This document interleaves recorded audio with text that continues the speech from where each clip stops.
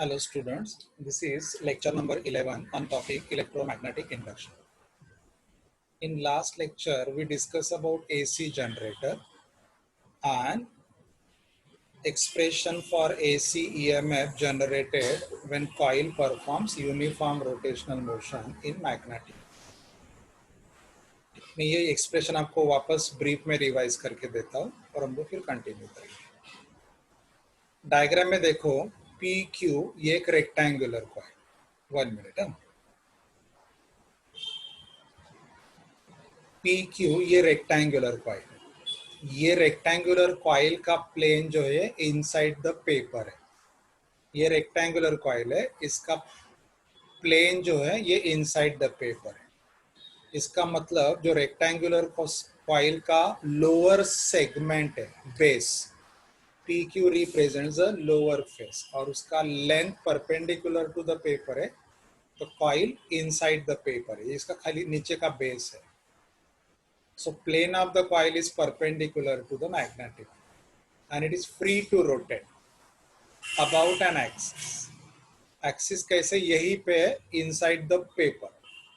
So axis is in the plane of coil but perpendicular to the magnetic. This coil has n number of turns. This coil has area A of each turn. The magnetic field of induction is B and it is about to rotate in anti-clockwise direction.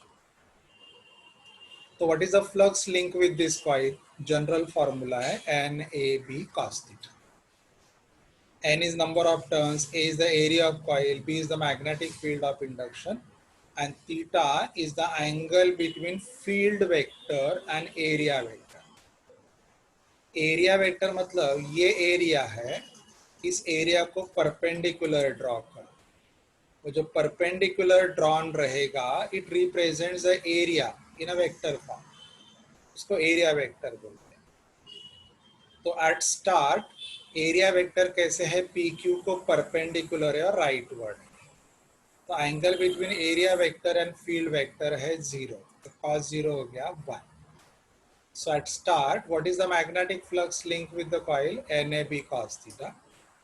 But at time t is equal to 0, अगर theta 0 है तो cos 0 1 हो गया. तो this is the magnetic flux link.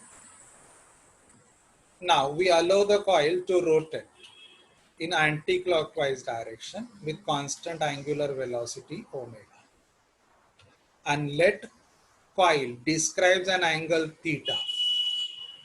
So theta is the angle between, क्योंकि यहाँ भी area vector rotate होगा, ये area vector है, field तो fix है, तो area vector rotate होगा due to rotation of the coil. So after time t, let area vector makes an angle theta with the direction of field vector. और time के साथ ये theta बदलते जाने वाला है. तो magnetic flux link with the coil will change. EMF is induce in the coil and induce current flows. तो ये हो गया थीटा. थीटा कभी क्या हो जाएगा अभी, ये डिस्टेंस है, ये डिस्प्लेसमेंट है. डिस्प्लेसमेंट का फॉर्मूला होता है स्पीड इनटू टाइम. तो मैंने थीटा का रिप्लेसमेंट किया ओमेगा टी से. अभी omega T is a function of time. ये एंगल बदलेगा, angle between area vector and field vector अगर बदलेगा तो right hand side is a function of time, so is the left hand side. तो your magnetic flux is changing with what, time. So whenever there is a change in magnetic flux linked with the coil or electric circuit, according to laws of EMI, EMF is induced in the coil. इसका derivative लेते हैं, ये derivative लेते हैं. Here in this case we are not changing N, we are not changing A, we are not changing B, we are just changing angle between area vector and field vector. So derivative ले लो, NAB derivative of cos omega t is minus sin omega t and derivative of omega t is omega. ये आ गया.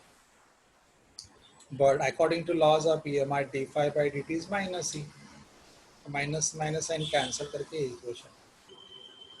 This is the EMF induced in the coil when coil performs uniform rotational motion in magnetic. अभी देखो E का ये value है. जब मैं sign omega T को उसके मैक्सिमम वैल्यू पे रेस्ट्रिक्ट करूं तो right hand side will become maximum.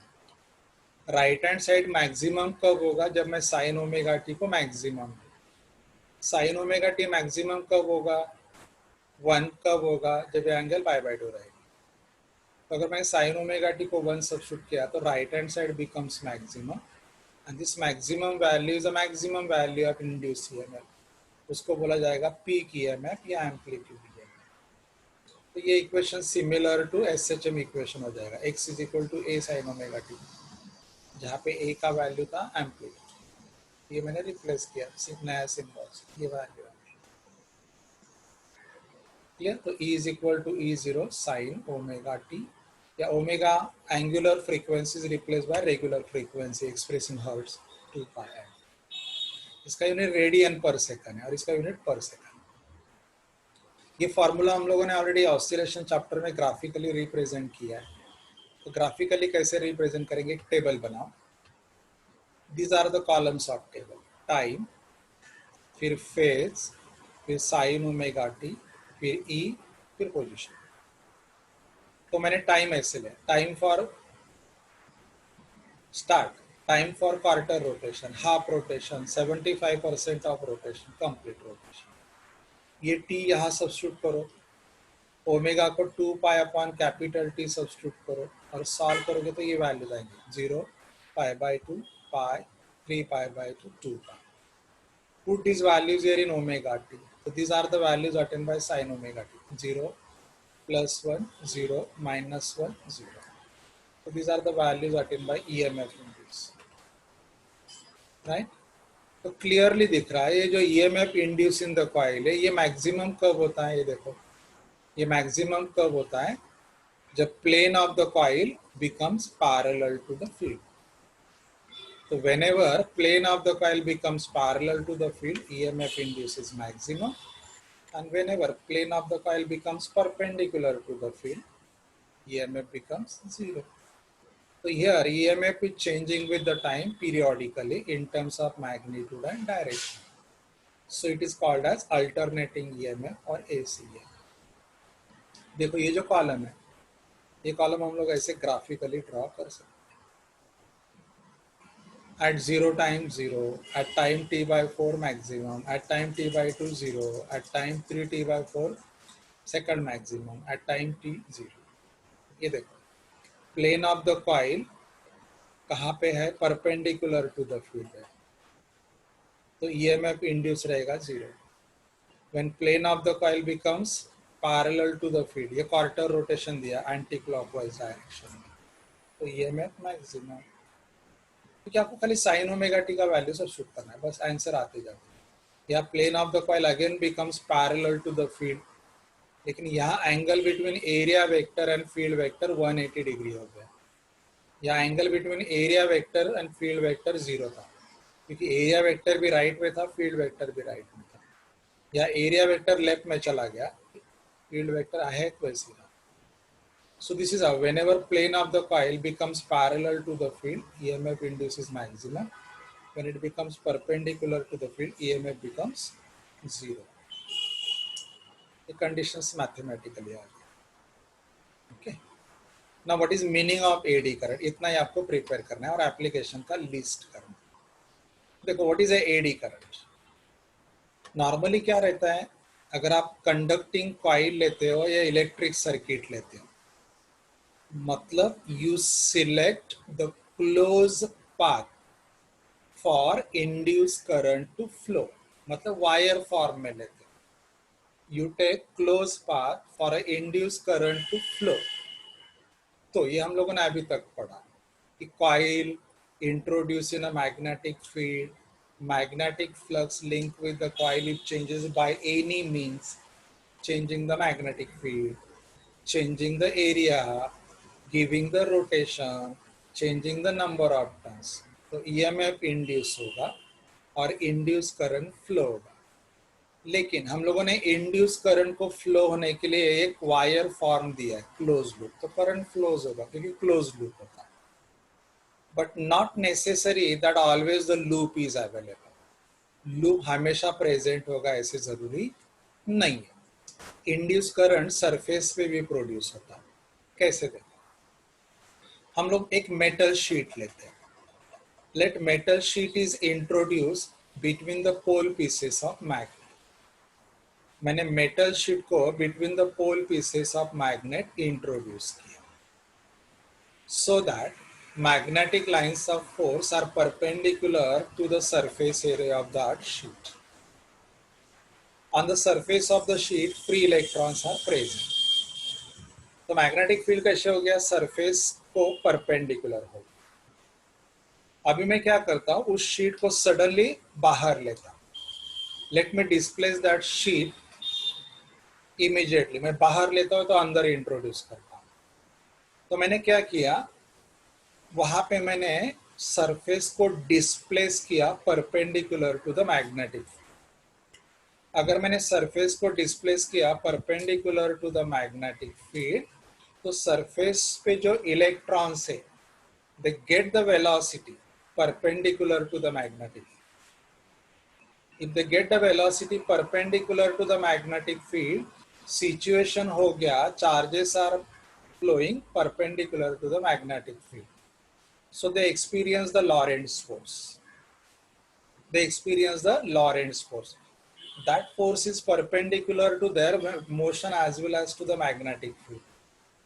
तो यहाँ फोर्स और वेलोसिटी एक दूसरे को परपेंडिकुलर हो गए, फोर्स और मैग्नेटिक फील्ड ऑफ इंडक्शन एक दूसरे को परपेंडिकुलर हो गए, and as force and velocity are perpendicular to each other, that is a special case of circular motion. So this is how that charge on the surface of conducting sheet performs the circular motion. So though conducting loop is not available to them, but on the surface they make the conducting loops. The conducting loops made by them is called as what? AD current.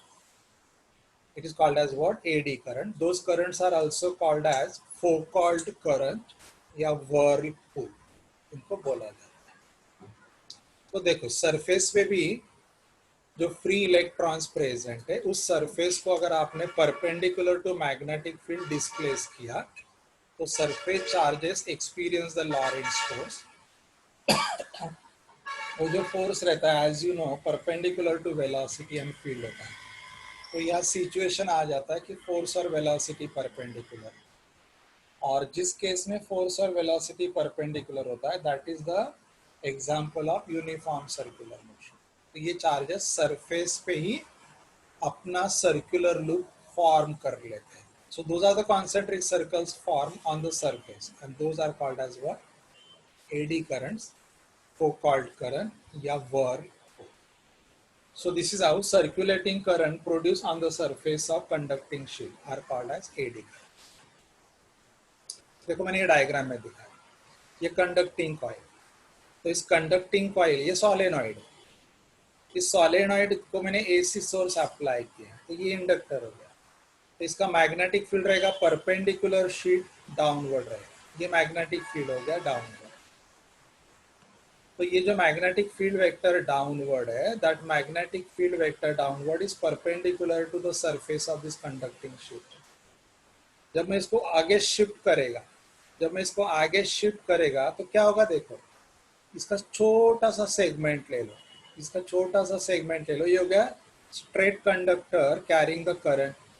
और उस straight conductor carrying the current कैसे? Perpendicular to the surface of metal sheet है। और आपको पता है straight conductor carrying the current का magnetic field pattern कैसे होता है? कॉन्सेंट्रिक सर्कल्स होता है। So those circles are set on the conducting sheet and those circles are nothing but the AD currents produced on the surface of conducting sheet. मतलब आप इसको आगे डिस्प्लेस करोगे तो भी ये पॉसिबल है, या इसको स्टेडी रखो और इसको इन एंड आउट डिस्प्लेस करो, आगे राइट वर्ड या लेफ्ट वर्ड डिस्कस करो, तो भी वो सर्कल्स परफॉर्म करेंगे because of Lorentz magnetic force. So these are called as AD current. ये सिंपल डेमोन्स्ट्रेशन। अभी को होता क्या है, ये जो चार्जेस है they perform uniform circular motion on the surface available to them. उनको वायर फॉर्म अवेलेबल नहीं है, सरफेस पे वो अपना पैटर्न बना लेते हैं, क्लोज लूप बना लेते हैं, that is called as eddy currents. As they are performing uniform circular motion on the surface, charge है यूनिफॉर्म सर्कुलर मोशन परफॉर्म कर रहे हैं। As you know uniform circular motion is also accelerated motion due to continuous change in direction of velocity. So it is an accelerated charge performing uniform circular motion. So according to classical electromagnetic theory, accelerated charge always radiate the energy.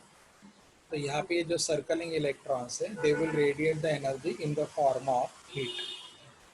तो इस process में यहाँ excess heat produce होता है and because of excessive heat ये metal sheet hot होता है. So this is the drawback of the eddy current.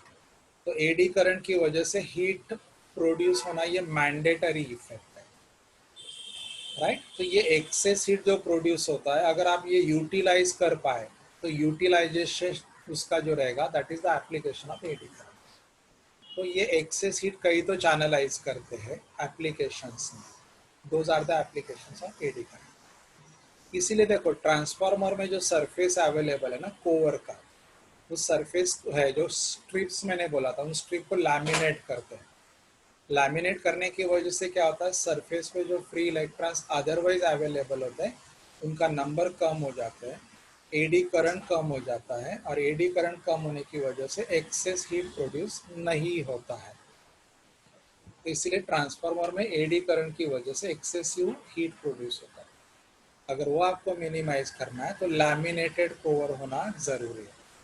और जिस ट्रांसफार्मर का कोर प्रॉपरली लैमिनेट किया हुआ रहेगा उसका कॉस्ट भी ज़्यादा होता है. Simple demonstration. देखो एडी करंट लॉस कैसे किया जाता है. ये इलेक्ट्रोमैग्नेट है, डायग्राम में देखो ये इलेक्ट्रोमैग्नेट है. This is a gap between four pieces. ये एक कंडक्टिंग शीट है, सॉरी ये एक कॉटन थ्रेड है और कॉटन थ्रेड को मैंने एक मेटल प्लेट अटैच किया. तो ये स्ट्रक्चर हो गया सिंपल पेंडुलम. लेकिन यहाँ मेटल बॉब नहीं है, यहाँ एक मैंने कंडक्टिंग शीट लिया और ये कॉटन थ्रेड से अटैच किया and it is allowed to oscillate into the magnetic. जब ये कंडक्टिंग शीट कंप्लीट डेंस रहेगा, यहाँ पे कुछ भी होल्स, ड्रिल्स, परफोरेशंस, गैप कुछ भी नहीं रहेगा, वन पीस रहेगा. तो जब ये डिस्प्लेस होगा तो ये डिस्प्लेस होते समय क्या होगा, यहाँ पे इस सरफेस पे एडी करंट्स प्रोड्यूस होते रहेंगे और एडी करंट्स अगर प्रोड्यूस होते रहेंगे तो ये सडनली डैम्प नहीं होगा, इट परफॉर्म्स ऑसिलेशन. फिर मैंने सेकंड केस में क्या है यहाँ पे मेटल गैप ऐड कर दिया, रेक्टेंगुलर गैप ऐड किया. तो surface area available for the oscillations मैंने मिनिमाइज कर दिया. तो या फ्री इलेक्ट्रॉन्स कम हो गए सरफेस पे तो एडी करंट्स भी क्या हो जाएंगे, मिनिमाइज हो जाएंगे. पार्ट समझे. देखो यहाँ पे क्या होगा, वापस समझाता हूँ. ये इलेक्ट्रोमैग्नेट मानो नहीं है, ये जो मेटल का शीट है ये आपने अलाउ किया ऑसिलेट होने के लिए. तो ये लॉन्ग टाइम ऑसिलेट होगा जब इलेक्ट्रोमैग्नेटिक इंट्रोड्यूस नहीं किया होगा. लॉन्ग टाइम क्यों ऑसिलेट होगा, क्योंकि डैम्प को टाइम लगेगा.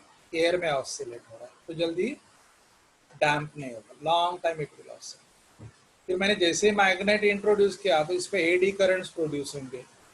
According to Lane's law, what are the AD current produce? It is an induced current. That induced current will oppose the cause responsible for its production. तो ये जल्दी जल्दी डैम्प हो जाएगा. ये दूसरा केस. अभी मैं क्या करता हूँ, इस ये जो मेटल का शीट्स है उसके ऊपर ये नॉन कंडक्टिंग गैप ऐड करता हूँ. तो वैसे मैं रेक्टेंगुलर स्ट्रिप्स बनाता हूँ, गैप्स बनाता हूँ. तो फ्री इलेक्ट्रॉन सरफेस पे कम हो जाएंगे, eddy currents produce on the surface कम हो जाएंगे. तो दो there is a magnetic field applied, they will take a more time to damp. This is the application of eddy current.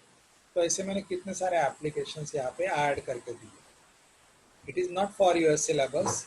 तो भी आप ये जो हेडलाइंस है ना, ये हेडलाइंस प्रिपेयर करो सबका, ये हेडलाइंस प्रिपेयर करो. और अगर इन केस कुछ एप्लीकेशन एक्सप्लेन करने को आएगा भी तो एक एप्लीकेशन आपके हिसाब से डिस्क्रिप्टिव प्रिपेयर करो, मतलब किसी का एक डिटेल कंटेंट प्रिपेयर करके आउट ऑफ आउट एक कोई भी मैक्सिमम वन, वो आपका चॉइस से आपको लिखना होगा. ठीक है. तो यहाँ इस चैप्टर का EMI का थ्योरी पार्ट कंप्लीट हो गया. In a next lecture we will start either with the AC currents और हम लोग इस चैप्टर के न्यूमेरिकल्स कंटिन्यू करेंगे. चलो, थैंक यू.